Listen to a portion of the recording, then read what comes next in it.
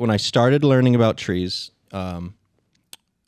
first, a lot of what I was learning was the work of tree trimming. And I started very quickly realizing that it's a very machismo world. It's a lot of it's filled with felons, ex-cons, which have no problems with. They're all awesome guys, but they're very manly. They're like, get the job done, go, go, go. And they're like cutting with pole saws. They're clearing your stuff out. Sometimes they can give you a good price because they're fast, but a lot of these cuts we do, if they're not done intentionally, cause problems on our tree.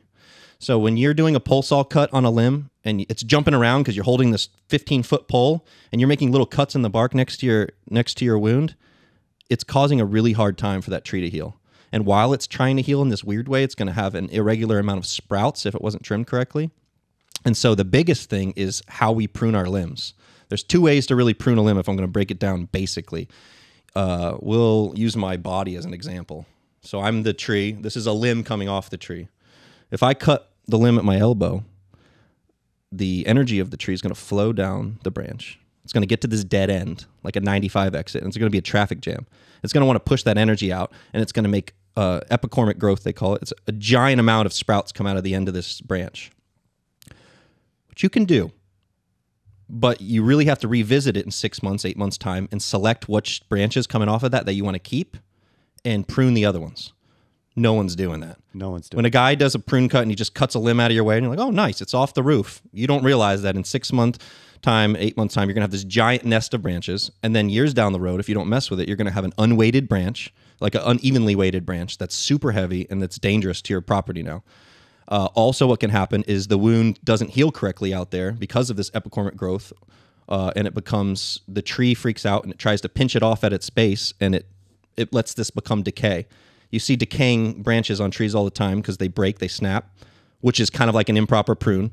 Stuff eats away at the branch, and then over time, it kind of heals up around the base of where it comes out of. But some trees have a harder time with that. A lot of our oaks, laurel oaks have a really hard time. Live oaks do a little better. Pine isn't even something that grows out of a cut. Like there is no new sprouts out of a pine. So Pines are weird, right? Yeah, and they can have issues with their cuts too. The rot can get into them pretty bad. And so this idea that people are pruning your trees, but not pruning them back to what we call the bridge collar, which is this kind of like rough area of bark that looks different. The pattern is more rough. It's like a visible line. If you don't cut back close to that, you're going to have this weird problem down the line. But if you're going to get rid of a branch that's in an area you don't want, you really want to take it back to here.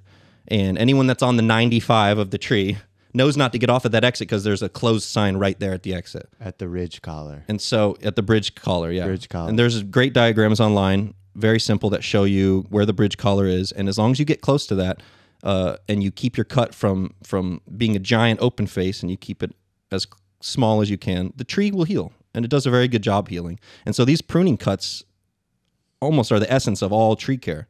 What I see now is people are topping trees and doing cuts that aren't proper. And a lot of what you'll see is a cut from the top of the branch with no bottom cut, and it'll peel a branch. And so there'll be right where they cut it near the tree, there'll be this giant bark peel. Yes. Anytime that you're going to make a cut on a tree and it's going to be more open exposure than you want, you're going to have more problems. So if you have a peel, if you have a giant break, if you have a really big cut that's a big oval because you wanted to get it right close to the tree rather than doing like a more 90-degree angle out here, you're going to make it harder for the tree to heal, giving it more time to dry up, more time to create a cavity, more time for things to move in, and more time for things to not ever want to move out.